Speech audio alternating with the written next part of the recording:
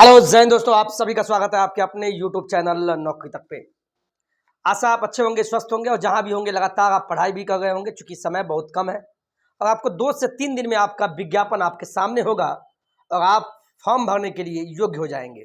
जो भी योग्यता फोग्यता जो भी कुछ है, हम तो हैं ये बताने के लिए, बिंदास तत्काल आप पढ़ते रहिए। कुछ लोग ये बोलेंगे सर ये आप बिहार जीके और जीएस जो हमें पढ़ा रहे हैं, कुछ का एक प्रश्न है, मैं उनका सवाल ले लूँ। ठीक है, कुछ सवाल ले लेता हूं आप सभी का, क्योंकि आप सभी ने ये जो कोर्स लिया है जीके प्लस जीएस, मैंने उसमें एक चीज लिखा है, आपने ध्यान नहीं दिया शायद। बिहार, हम जो आपको पढ़ाएंगे मात्र बिहार का पढ़ाएंगे। और इतना और आपको बता दे, चूंकि जो सिलेबस आया है, चूंकि 1 to 5 के लिए हम पढ़ा रहे हैं, वैसे ये 12वीं तक के लिए काम आ जाएगा। जीएस सामान्य अध्ययन, तो सामान्य अध्ययन जो होता है, सामान्य अध्ययन जो जिसको इंग्लिश में जनरल स्टडीज बोलते हैं, इसमें आपको हिस्ट्री भी पढ़ना है, ज्योग्राफी भी पढ़ना है, सब। तो हिस्ट्री में ऐसा नहीं है कि बिहार का इतिहास नहीं पढ़ना है, इतिहास में तो भारत का इतिहास, और भारत का इतिहास बिहार के इतिहास के बिना अछूता है। तो अच्छा है ना, जीके जीएस पढ़ा दे रहे हैं। और बुरा नहीं मानिएगा, आप लोग पढ़ रहे होंगे तो मेरा लेवल नहीं, माँ सरस्वती का कृपा हो कि जितना हम पढ़ाएं ये आपको एग्जाम में कम से कम 5-10 क्वेश्चन 5 क्वेश्चन आपको आ जाए। ये हमारा माँ सरस्वती से प्रार्थना है कि आप लोग के लिए अच्छा हो। गेट लगा दीजिए। और मैंने जो फी रखा था 99 रुपया, ये मैं इसलिए रखा था एक गु दक्षिणा के रूप में, जिससे कि आपको लगे कि हम पैसा दे के पढ़ रहे हैं। लेकिन आपके मन में ये गलत फहमी नहीं होनी चाहिए।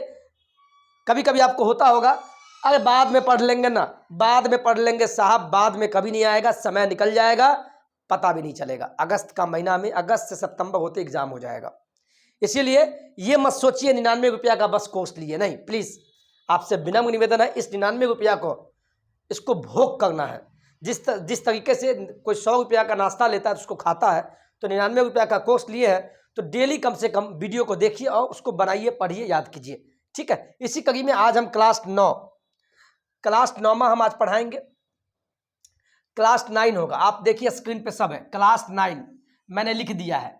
नौकरी तक अगर जिनको पढ़ना हो आपके ग्रुप में, वैसे अब हमें भी समय नहीं मिलता है। बहुत सारे आप भी बोलते हैं कि अलग से एक और बैच ले आइए सामान्य अध्ययन का, सामान्य विज्ञान का। मैं हाथ जोड़कर विनम्र निवेदन करता हूँ आप सभी से। मैं क्या कहूँ, चूँकि बहुत सारे लोग ने मुझ पर भरोसा किया, प्यार दिए हैं, तो इसी बैच में हम पढ़ा देंगे जितना हो सकता है। जीएस तो हम खत्म कर देंगे आपको, ठीक है, बिहार वाला पैटर्न। और उसके बाद जो भी कुछ होगा, आप लोग बहुत बोलेंगे तो हम अलग से बैच ला देंगे, वो भी 99 रुपया का वो भी रहेगा, अलग से बैच, ज़्यादा पैसा मत देना, ठीक है। और यही नोट्स से हम पढ़ा रहे हैं, ये मेरा नोट्स है, देख लीजिएगा, ये हैंड रिटन है, ये मैं लिखता हूँ और यही नोट्स आपको मिलता है। ये मजाक नहीं है, मेहनत करते हैं साहब, ठीक है, ये मेहनत करते हैं। और चैलेंज है, क्वेश्चन आएगा, माँ सरस्वती का कृपा रहेगा आप पे, 110% आएगा, ठीक है। चलिए, आज क्लास 9 में पढ़ा रहे हैं बिहार का इतिहास। बिहार का इतिहास को 3 भागों में बांटा गया है। पहला प्राचीन बिहार, दूसरा मध्यकालीन बिहार और तीसरा आधुनिक बिहार। ज्यादा प्रश्न आपको यहां से आएगा आधुनिक बिहार से, लेकिन हम शुरुआत करते हैं प्राचीन बिहार, क्योंकि प्राचीन बिहार से भी प्रश्न पूछेगा, ठीक है। प्राचीन बिहार में आज जो पढ़ाएंगे उसको पहले आप देख लीजिए, ठीक है। ये सब पढ़ाएंगे, जिसमें अंडरलाइनिंग है वहां से प्रश्न पूछा हुआ है, इसीलिए अंडरलाइन किए हुए हैं ग्रीन कलर से, पढ़ लीजिएगा। देखिए आज हम पढ़ाएंगे आप लोगों को। इसके बाद ये देखिए, इसके बाद ये, और कल के क्लास में आपका प्राचीन, चूंकि ज़्यादा हम लंबा समय नहीं लेंगे, समय बहुत कम है, तो कल के क्लास में मगध, जिस राज्य में आप रहते हैं, पटना, इसको पहले मगध बोला जाता था, मगध। और मगध की राजधानी पाटलिपुत्र थी। तो मगध का उत्कर्ष कैसे हुआ, इसका विस्तार कैसे हुआ, ये पढ़ा देंगे। हर्यक वंश से आता है, शिशुनाग, नंदवंश, इस दोनों से तो कम भी पूछेगा, नंदवंश से पूछेगा। नंदवंश से क्वेश्चन बनता है। घनानंद जो इनके शासक थे, उसी के समय में इनके शासन में कौन थे, कौटिल्य, जिनका दूसरा नाम चाणक्य है। इन्होंने प्रतिज्ञा लिया था और इनके शासन को खत्म कर दिया और मौर्य वंश का संस्थापक, मौर्य वंश क्रिएट हुआ। तो नंदवंश से ज्यादा प्रश्न आएगा, मौर्य वंश से, बिंदुसार से, अशोक से भी प्रश्न आएगा, बौद्ध धर्म, जैन धर्म, महावीर और लास्ट में पाल वंश। चैलेंज है, एक भी क्वेश्चन नहीं छूटेगा, ठीक है। हम पे विश्वास करके चलिए, बाद बाकी ज़्यादा नहीं बोलेंगे। चलिए, ये कल पढ़ाएंगे, 1 से 2 दिन में प्राचीन बिहार खत्म कर देंगे। और जो आप लोग लाइव लाइव बोलते हैं, लाइव हम नहीं आते, चूंकि लाइव में बहुत समय किलिंग होगा, समय की बर्बादी होगा, ठीक है, इसीलिए।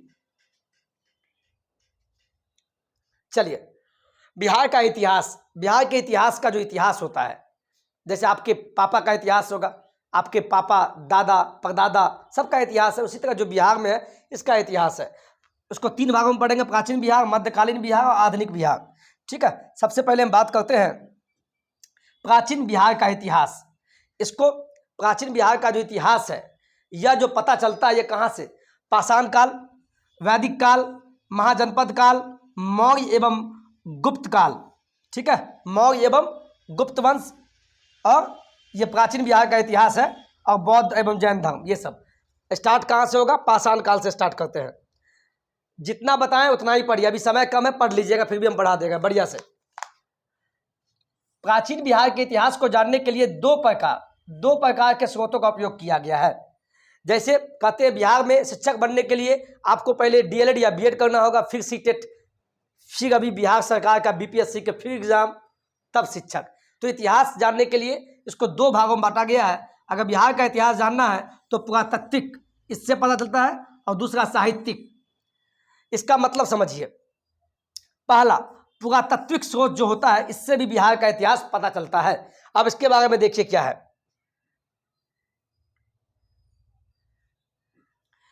पूर्व ऐतिहासिक युग के लिए मुंगेर, चिरांद जो कि सारण में है यानी छपरा, चेचर यानी वैशाली में है, मनेर यानी पटना, एवं सोनपुर यानी सारण से ताम्रपत्र, ताम्र प्रस्तर यानी क्या?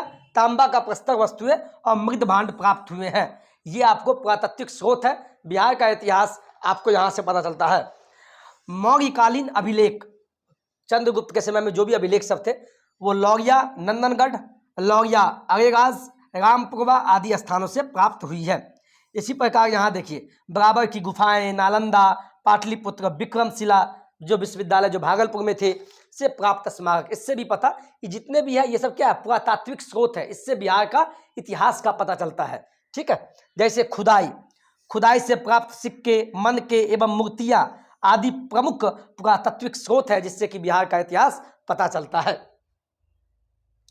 चलिए, इसी प्रकार साहित्यिक जो नॉवेल होते हैं, साहित्यिक स्रोतों से भी बिहार का इतिहास का पता चलता है। जैसे रामायण में भी वर्णन है बिहार के बारे में।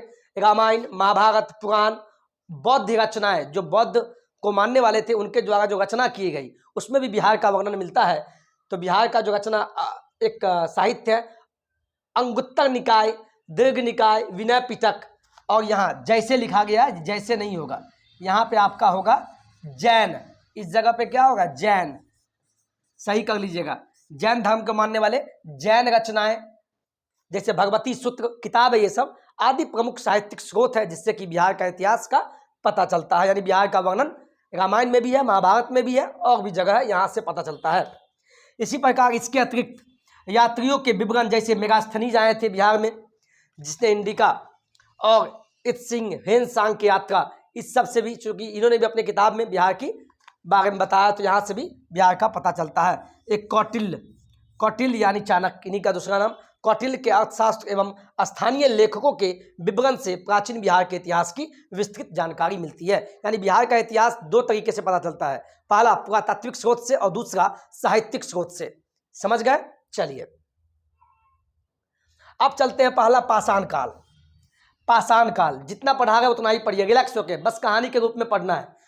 अभी आप सुनिए, इसके बाद नोट्स निकाल लेना। 10 पेज का नोट्स है, 50 रुपया खर्च होगा, निकाल के उसको पढ़ लेना। इसीलिए इतना लिखते, नहीं तो किताब का छाप के दे देंगे, आप भी कहेंगे बहुत बढ़िया है ना। लिखने का क्या मतलब है? आपको अच्छा लगे। पाषाण काल का 4 भाग, पहला पुरा पाषाण, मध्य पाषाण, नव पाषाण और ताम्र पाषाण। हम स्टार्ट करते हैं पुरा पाषाण से।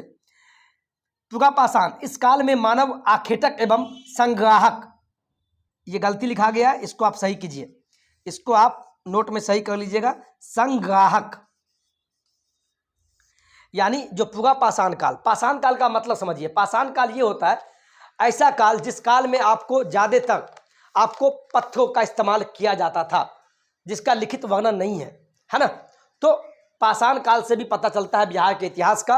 और ऐसे कौन स्थल हैं पाषाण कालीन जो बिहार में पाए गए हैं, तो वही बताया गया है। अब देखिए दक्षिण बिहार, चूंकि आपको पता है ये बिहार का नक्शा है, ये बिहार का नक्शा है, ये गंगा बहती है बीचों बीच, और यहाँ पे इस जगह से दक्षिण बिहार में मुंगेर हो गया, नालंदा हो गया, गया से बड़े और खुरदुरे पत्थर के कुल्हाड़ी होते हैं, पत्थर के कुल्हाड़ी थे, चाकू, खुरपी जो खेत में आदि प्राप्त हुए हैं।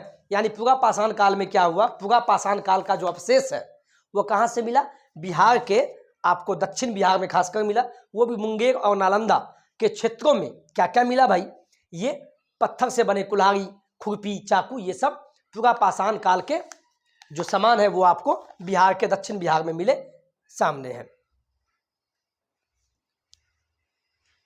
अब मध्य पाषाण काल चूंकि पाषाण काल के अंदर में ही आते हैं, तो मध्य पाषाण काल कहने का मतलब ये हुआ कि मध्य पाषाण काल का जो अवशेष है कहाँ से मिला बिहार में। तो पढ़िए, इस काल में मानव आखेटक खाद्य संग्रहक, यानी क्या, जो खाने पीने का सामान था, गेहूं चावल, उसको इकट्ठा करने लगे थे, एवं पशुपालक हो गए थे, यानी पशु को पालने लगे थे। कब पशु पालना कब से स्टार्ट हुआ, आपसे पूछेगा कौन से काल से, तो आप बोलिएगा मध्य पाषाण काल से। यहाँ से प्रश्न बनता है VVI, वेरी वेरी इंपॉर्टेंट है। मानव द्वारा पहला पालतू पशु कुत्ता को बनाया गया था। आपसे पूछेगा मानव द्वारा पहला पशु जो पालतू बनाया गया किसको, तो कुत्ता, और कौन से काल में पाला गया, तो बोलिएगा मध्य पाषाण काल में। दक्षिण बिहार में मुंगेर से, याद रखिएगा मुंगेर से छोटे आकार के तेज धार वाले औजार प्राप्त हुए हैं। यानी मध्य पाषाण कालीन जो औजार हैं छोटे, जो कि मुंगेर से मिले हैं, ये पढ़ लीजिएगा। अब नव पाषाण काल, यहां से भी प्रश्न बनता है VVI, वेरी वेरी इंपॉर्टेंट। नव पाषाण काल, इस काल में मानव खाद्य उत्पादक हो गया था, यानी चावल गेहूं सबका उत्पादन करने लगा था, और मानव बस्तियों में निवास करने लगे थे। जिस बस्ती में हम लोग आज रहते हैं, जो इसकी जैसे हम लोग बस्ती बना के रहते हैं, हम इस गांव के, इस पंचायत के, इस ब्लॉक के हैं, कहते हैं ना, तो आदमी जो इंसान है बस्तियों में कब रहना स्टार्ट किया, तो नव पाषाण काल से ही। मानव पहला पशु जो पालने लगा था कब से, तो मध्य पाषाण काल से, वो भी कुत्ता पाला था पहली बार। तो बस्तियों में रहना कब स्टार्ट किया मानव, नव पाषाण काल में। नव पाषाण काल के अवशेष बिहार के मैदानी भागों से प्राप्त होती है। मैदानी भाग का मतलब ये हुआ गंगा के इर्द गिर्द, ठीक है। यहां से ये VVI है, वेरी वेरी इंपॉर्टेंट, जो कह दिए अंडरलाइन किए कुछ सोच के। यहां से प्रश्न बनता है चिगांध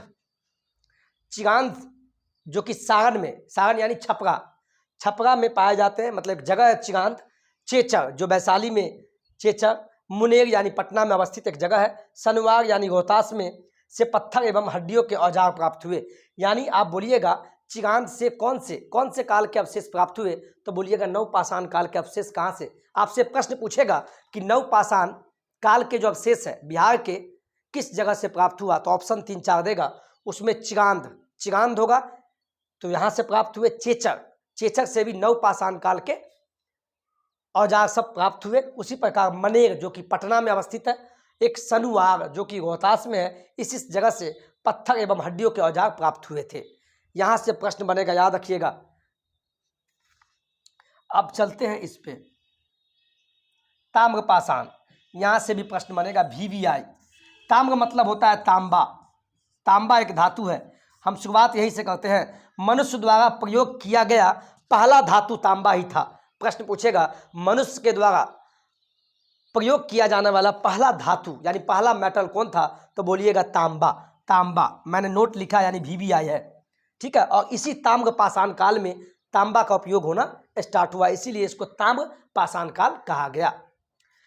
चिगांध सोनपुर, ताराडीह, चेचर, मनेर, सनुवार आदि से ताम्र पाषाण काल के अवशेष मिलते हैं। मैंने क्या बोला, आपसे प्रश्न पूछेगा कि नव पाषाण या ताम्र पाषाण काल के अवशेष कहाँ से प्राप्त होते हैं, तो आप बोलिएगा चिगांध कॉमन है। चिगांध एक जगह है, ये कहाँ पाए जाते हैं, ये भारत के बिहार राज्य के अंदर सारण जिला या छपरा जिला में, सोनपुर पटना बिहार में, ताराडीह चेचर यानी वैशाली, मनेर यानी पटना के निकट, और सनवार। एक क्वेश्चन यहाँ से बनता है VVI। इस काल में यानी ताम्र पाषाण काल में पत्थर के औजार के अतिरिक्त ताम्र उपयोग के प्रमाण मिले हैं, यानी तांबा का उपयोग इसी काल में होना स्टार्ट हुआ है। वैदिक काल, यहां से भी प्रश्न बनेगा। वैदिक काल, VVI, वैदिक काल यानी वेदों की संरचना, जो वेद होते हैं, रामायण महाभारत है ना, ये सब वेद। आर्यों द्वारा स्थापित सभ्यता को वैदिक सभ्यता कहा गया है। आर्यों द्वारा यानी जो आर्य समाज कहते हैं ना, जो मतलब पूजा पाठ बहुत सारी बातें, आर्यों द्वारा स्थापित सभ्यता को वैदिक सभ्यता कहा गया है, क्योंकि सभ्यता का इतिहास वेदों पर आधारित है। यानी इस काल में क्या हुआ, वेदों की संरचना, वेदों की रचना बहुत हुई, यानी वेद सब बहुत लिखा गया, इसीलिए इसको वैदिक सभ्यता कहा गया। वैदिक सभ्यता को दो वर्गों में विभाजित किया गया है। पहला है पूर्व वैदिक काल और दूसरा है उत्तर वैदिक काल। पूर्व मतलब पहले वाला वैदिक काल, इसी का दूसरा नाम है ऋग वैदिक काल। ये भी याद रखिएगा, ऋग वैदिक काल,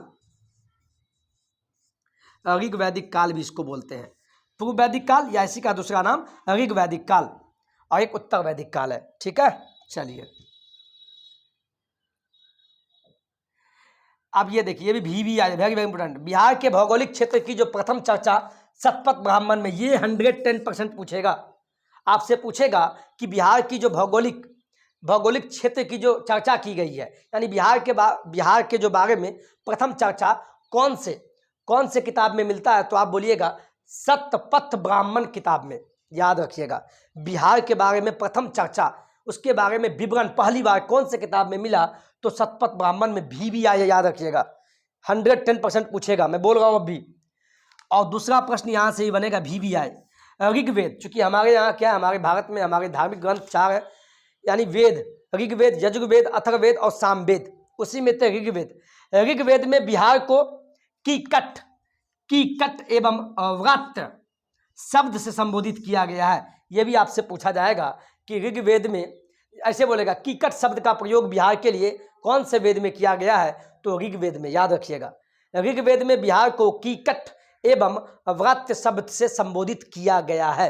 प्रश्न घुमाएगा, बोलेगा कीकट शब्द का प्रयोग कौन से वेद में किया गया, तो ऋग्वेद में। और कीकट शब्द का प्रयोग अपवित्र प्रदेश के लिए किया गया है।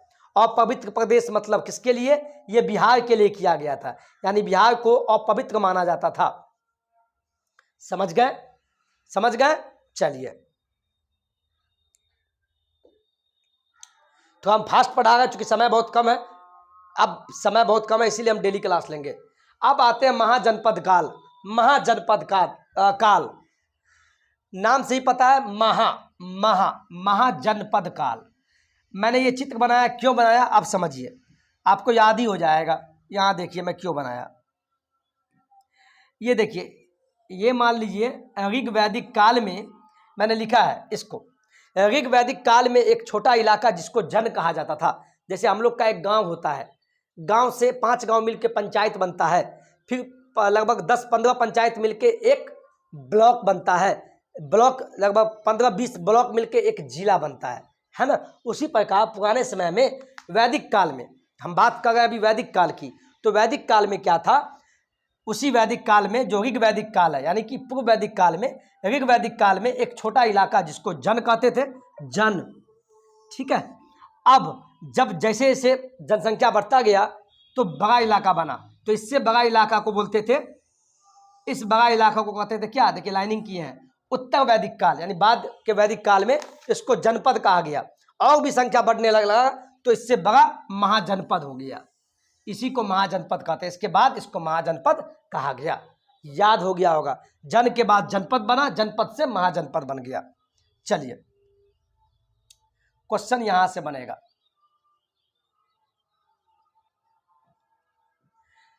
ये देखिए VVI, छठी शताब्दी ईस्वी पूर्व, छठी शताब्दी ईस्वी पूर्व में एक बौद्ध किताब है,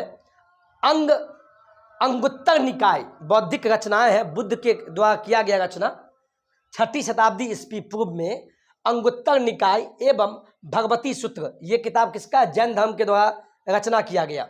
भगवती सूत्र से 16 महाजनपदों की जानकारी मिली, यानी टोटल कितने महाजनपद थे आपसे पूछेगा, तो बोलिएगा 16 महाजनपद थे, याद रखिएगा। और 16 महाजनपद की चर्चा कहाँ की गई है, तो बोलिएगा अंगुत्तर निकाय एवं भगवती सूत्र में किया गया है, याद रखिएगा। यहां से भी प्रश्न बनेगा, 1 सेकंड, प्रेम पानी लाई तो वहां से। तो कहने का मतलब ये हुआ, आपसे क्वेश्चन बनेगा कि आपको वैदिक काल में कितने महाजनपद थे, वहां पे होगा बोतल। बोतल नहीं है, चला के लाइएगा पानी, चापाकल चला लीजिए, ठीक है। तो आपसे पूछेगा कि कितने महाजनपद थे, तो बोलिएगा 16 महाजनपद थे। इसके बारे में कहाँ आपको लिखा गया है, तो बोलिएगा ये अंगुत्तर निकाय, ये किताब का नाम है, बौद्ध धर्म के द्वारा एवं भगवती सूत्र में। अब आगे देखिए, 16 महाजनपद में 3 महाजनपद का विस्तार क्षेत्र बिहार में है। 3 से प्रश्न आपको पूछता है, 3 से ज़्यादा पूछेगा।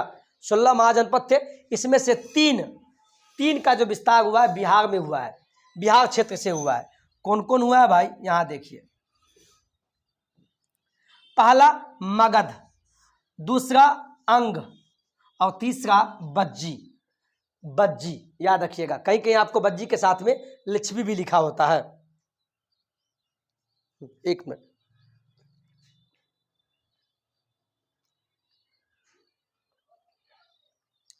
ठीक है, क्योंकि प्यास लग गया था बोलते बोलते, तो माफ कीजिएगा।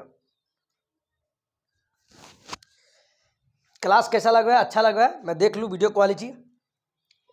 चलिए बहुत बढ़िया, रिलैक्स होके पढ़िए, ठीक है। 16 महाजनपद में 3 महाजनपद महत्वपूर्ण था, और जो तीनों महाजनपद आपको बिहार के क्षेत्र में मिलता है, पहला मगध, अंग और तीसरा बज्जी। मगध का जो मगध जो महाजनपद था, इसका जो विस्तार था कहाँ कहाँ था, पटना, गया और नालंदा के क्षेत्र में इसका विस्तार था, मगध महाजनपद का। अंग जो महाजनपद था, इसका विस्तार भागलपुर और मुंगेर के क्षेत्र में था। भागलपुर वाले जो भी है और मुंगेर वाले, अपने इतिहास को यहाँ से देखिएगा, भागलपुर और मुंगेर के क्षेत्र में अंग महाजनपद का विस्तार, अंग महाजनपद था। और वज्जी जो महाजनपद था, इसका विस्तार वैशाली और मुजफ्फरपुर के क्षेत्र में था। याद रखिएगा, वज्जी का जो विस्तार था कहाँ था, वैशाली से मुजफ्फरपुर तक था। अब यहां देखिए परीक्षा दृष्टि, यहां से प्रश्न पूछेगा, VVI परीक्षा में पूछा हुआ प्रश्न है। पहला, वज्जी संघ में कुल कितने, वज्जी के बारे में बोला, चूंकि 16 महाजनपद थे, 16 में 3 महत्वपूर्ण थे और 3 बिहार में थे। कौन कौन, मगध, अंग और तीसरा वज्जी। वज्जी से प्रश्न पूछेगा कि जो वज्जी संघ था, इसमें कुल 8 सदस्य थे। कितना सदस्य थे, 8। वज्जी जो संघ थे, इसमें कुल कितने सदस्य थे, 8 सदस्य थे, ठीक है। इसमें से एक सदस्य लिच्छवी था। लिच्छवी का नाम सुनते होंगे आप, कहीं कहीं लिखा आता है वज्जी, ऐसे लिखा गया वज्जी या लिच्छवी। इसका भी कारण है, मैं समझा देता हूं क्यों। चूंकि वज्जी जो संघ था, उसमें लगभग 8 सदस्य थे, यानी 8 क्षेत्र था वज्जी के अंदर। इसमें एक लिच्छवी भी था, ठीक है। और जिसे प्रथम गणतंत्र के रूप में जाना जाता है, लिच्छवी जो है पूरे बिहार नहीं, भारत नहीं, पूरे विश्व का प्रथम गणतंत्र कहाँ था, तो बोलिएगा लिच्छवी। लिच्छवी वो जगह था जहाँ पे प्रथम गणतंत्र के रूप में माना जाता है, जो वज्जी संघ का एक सदस्य था। वज्जी संघ में कितने सदस्य थे, 8 सदस्य थे, यानी 8 क्षेत्र मिलके एक वज्जी संघ बना। वज्जी संघ, मगध, अंग, ये तीनों प्रमुख बिहार के महाजनपद थे, टोटल 16 थे। अब ये देखिए, यहां से प्रश्न पूछता है, अंग की राजधानी क्या थी, चूंकि अंग महाजनपद था तो अंग की राजधानी चंपा था। चंपा चमेली अंग का था। वज्जी संघ जो थी, इसके अंदर 8 सदस्य थे, जिसमें लिच्छवी, पहला गणतंत्र की स्थापना, यानी लोकतंत्र की स्थापना लिच्छवी में हुआ। और वज्जी संघ की जो राजधानी थी, वैशाली, मुजफ्फरपुर के पास था वज्जी। और वज्जी के जो फैले हुए थे कहाँ तक, वैशाली और मुजफ्फरपुर के क्षेत्र में फैले हुए थे। मगध की राजधानी कहाँ थी, पाटलिपुत्र, ये तो याद ही होगा, पाटलिपुत्र मतलब पटना। और सबसे अहम प्रश्न यहां से पूछेगा, ये VVI, अंग नरेश, अंग के जो शासक थे, अंग के जो नरेश थे, राजा थे। अंग एक महाजनपद था, उसके जो नरेश थे ब्रह्मदत्त, इसके संस्थापक थे। अंग महाजनपद के संस्थापक कौन थे, बनाने वाले कौन थे, तो ब्रह्मदत्त, उसी के बारे में बोला गया है। अंग नरेश ब्रह्मदत्त की मगध विजय के समय मगध का शासक कौन था, जो अंग के जो राजा थे, जो जिसके संस्थापक ब्रह्मदत्त थे, उन्होंने मगध पे विजय पा लिया। और उस समय मगध का राजा कौन था, तो भट्टिये, याद रखिएगा। इसी प्रकार यहां से प्रश्न पूछता है, वैशाली का नाम किस राजा से प्रेरित है। वैशाली जो था, वो किस राजा के नाम पे रखा गया? तो राजा विशाल, विशाल से वैशाली हो गया, है ना। चलिए अब आते हैं ये लास्ट प्रश्न। आपको ये हम 1-2 दिन में सब कंप्लीट कर देंगे। क्या क्या पढ़ाना है ये मैं पहले ही बता दिया हूं। मगध के बारे में पढ़ाएंगे, मगध का उत्कर्ष मानी मगध का विस्तार कैसे हुआ, इसमें कौन कौन राजवंश थे सब पढ़ाएंगे। हर्यक वंश, शिशुनाग, नंदवंश, नंदवंश और मौर्य वंश, और बिंदुसार, अशोक, इससे ज़्यादा प्रश्न पूछेगा। बौद्ध से भी पूछेगा, महावीर और पाल, ये आपको पढ़ाने का प्रयास करेंगे। और कोशिश कीजिए जिस दिन पढ़ाते उस दिन आप पढ़ लीजिए, इसके बाद नोट्स निकालिए, फिर कभी मौका मिले तो नोट्स को देख लीजिए, है ना। और जो पढ़ने वाले हो उसको मदद कर दीजिएगा। आज के वीडियो में इतना ही। जय हिंद, जय भारत।